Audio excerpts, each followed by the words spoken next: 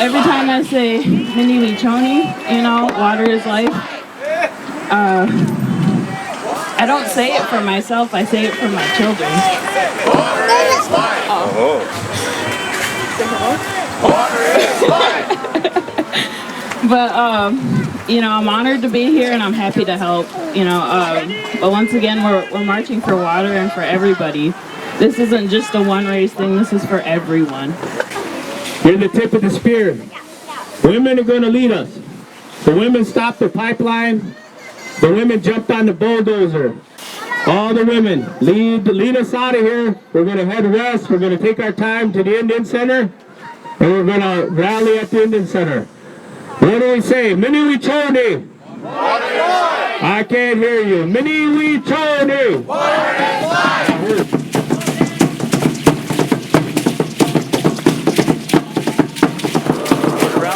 Come here. This is not just an Indian issue. This is a human issue. This is a life issue.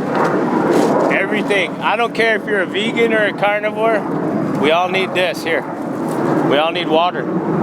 So that you're here this morning means that when your grandkids, one day they're going to ask where you're at. And they're either going to ask you, hey, I heard one point they're going to poison all our water so we have to buy it.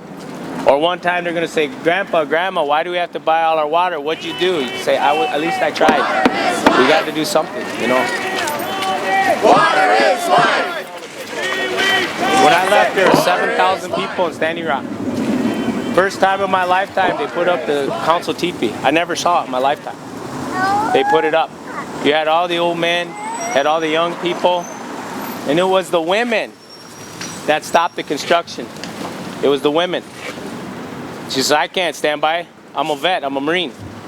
So we cut the fence and she ran through, stood right on those bulldozers. They stopped those bulldozers with about 50 other people.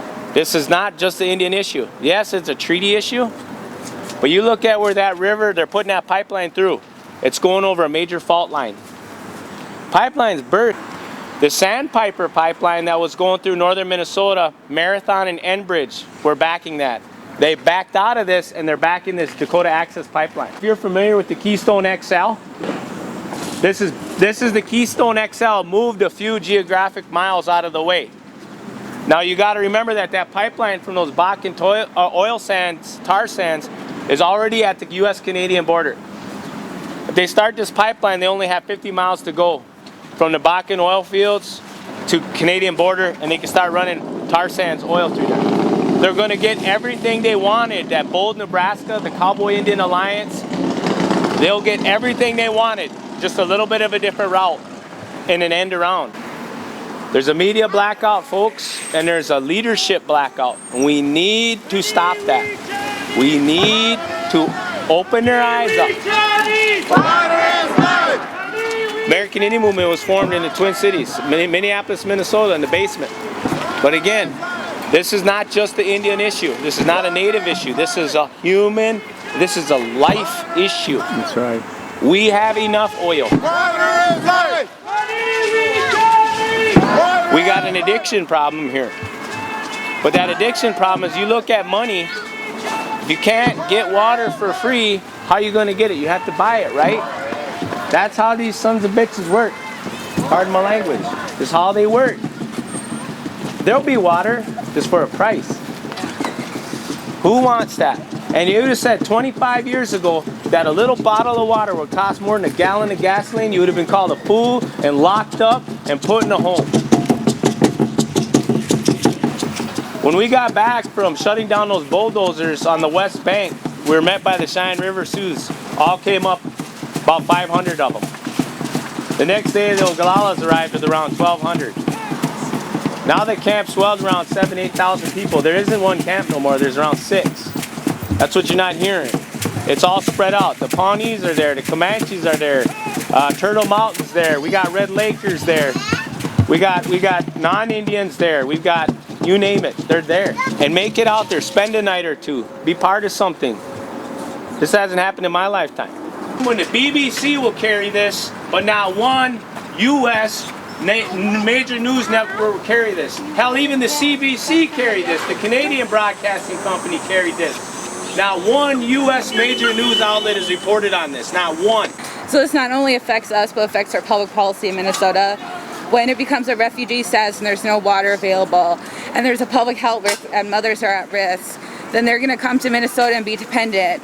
And social services are especially important to Minnesota, but to me especially costly when we already have a marginalized population coming here seeking help. This is where their family resides. Yeah, so we have written a call of action about a week ago to President Kaler, demanding that they follow in the Minneapolis City Council's footsteps to support those in Standing Rock and the end to dapl. I come here as a mom, I come here as a woman, as a dancer, as a wife, showing up. Like Barry says, this issue is not about race, this issue is about survival.